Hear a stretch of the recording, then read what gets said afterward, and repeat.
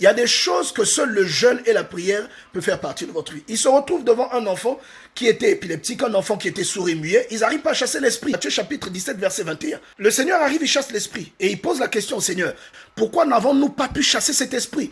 Il leur donne deux réponses. Il dit, la première réponse, c'est à cause de votre manque de foi. Mais il parle à des gens qui croient en Dieu. Tout comme vous et moi, nous croyons en Dieu.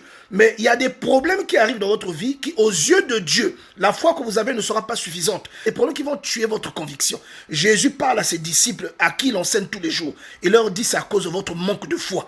La deuxième réponse, il leur dit, ce type-là ne part que par le jeûne et la prière.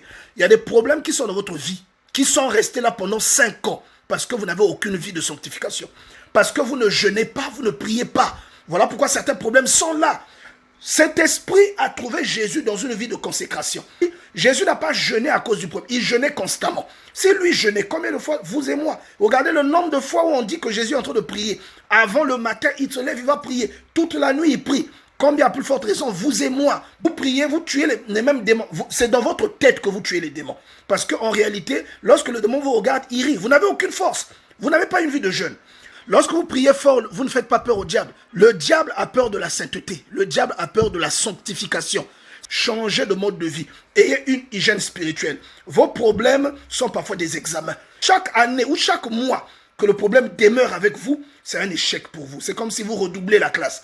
Vos problèmes sont des tests pour aussi évaluer votre foi. Si vous avez un problème, vous priez que le problème n'est pas résolu. Faites un jeûne. Vous remarquerez un changement dans ce problème.